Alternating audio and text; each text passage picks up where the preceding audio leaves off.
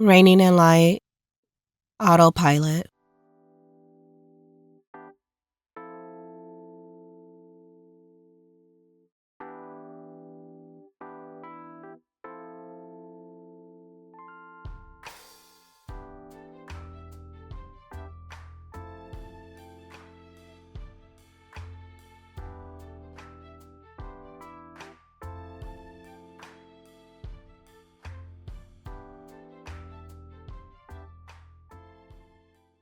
So we've spent some time discussing moments and how we want to spend them or how we are spending them, either being mindful or not, or an autopilot.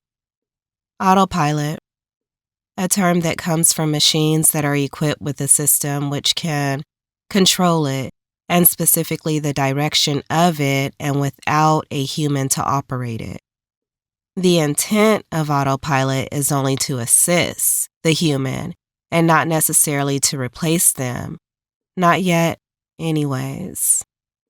Because of this system, the human has the ability to place some of their focus elsewhere, but within the same machine. Today, the term is broad and widely used, and sometimes to explain a tendency of humans to do things without thinking about it. This tendency sometimes comes from the overuse of routines and because we've done something one too many times. We don't need to think about it. It is what you can call a force of habit. Like, even when we're driving, if we do to and from, while we may be physically present, we can arrive to our destination and wonder, how did we get there? Autopilot or automatic pilot may be due to having a lack of energy or a lack of sleep and completing our day and not knowing how we made it through.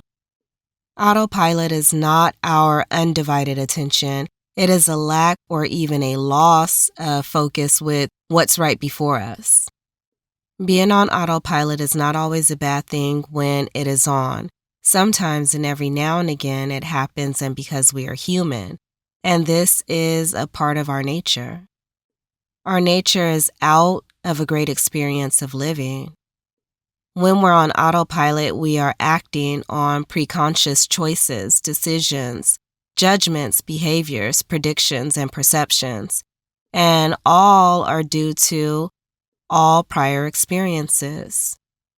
Autopilot sometimes shows up in when we need it, and because the brain is so powerful, it's been said that we can spend up to almost half of our day on autopilot if we forget to check in with ourselves, and if we forget to take breaks. Sometimes autopilot shows up when our systems are overloaded, and this can mean too much on our mind or just being in need of rest. It could be too much on our body or just feeling heavy with weight that others may not be able to see. It could be too much on our spirit or feeling depressed, distressed, numb, or even fearful, confused, dazed, or feeling like going on with not much to give, and just reliant on our spirit because we know that there is a reason to go on. Autopilot can allow us to forget to live and to be intentional with our lives.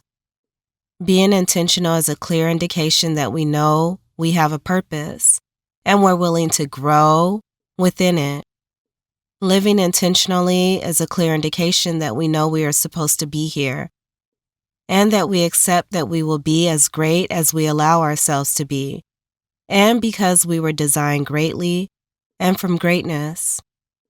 We shut down autopilot whenever we take a deep, intentional breath in and release a slow, intentional breath out. Deep breaths in, slow breaths out. Through our breathing, we are moved into the present. If we allow it, we are moved from people, places, and things of the past. If we allow it, we are sitting in the company of our own mind, our own body, and our spirit. Deep breaths in, slow breaths out. In this moment, we are practicing mindfulness. This is being fully aware of where we are and fully aware of what we are doing. Mindfulness gives us power and to do while being still, and so that we are not reactive but proactive. Mindfulness eases all feelings of being overwhelmed. Deep breaths in, slow breaths out. We are focusing on one thing at a time. We are doing one thing at a time. Deep breaths in, slow breaths out.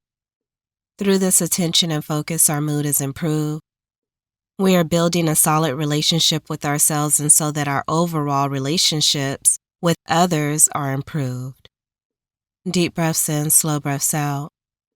When we consider mindfulness, know that this is one perfect activity that we can practice throughout our day and while doing other activities, and because it is simply being focused. Mindfulness, and unlike autopilot, allows us an opportunity and to not miss out on life. When on or in autopilot, we may have a moment when we look up and ask, where did the time go? Or even have a feeling as if we don't recall all of the steps it took for us to get from point A to point B. While all of this is attached to our memory, it's in relation to our stored memory. Autopilot functions during daydreaming also, and we're not even consciously aware when we move into this state. And we may be shaken up a bit when we come out of it, or have to shake ourselves to come out of it. Autopilot is formed deep within our brain. It is stored memory, and while helpful, it is known that it certainly is a coping mechanism for stress. And even the stress that we don't feel, and when there's been some strain on our brain. Rest, a good diet, and exercise can help to counter the days of autopilot. If autopilot is about stored memory, then this too would be our brain learning from practice. And practice, as with all things, is training. So over the years, we've essentially trained our brain to move into and operate from autopilot. If we can train our brain in this way, again, we can begin to train our brain for our brain to be present and focus with our conscious, in tune with our body, and trusting our spirit. Train for mastery of our lives. Train with reigning in light.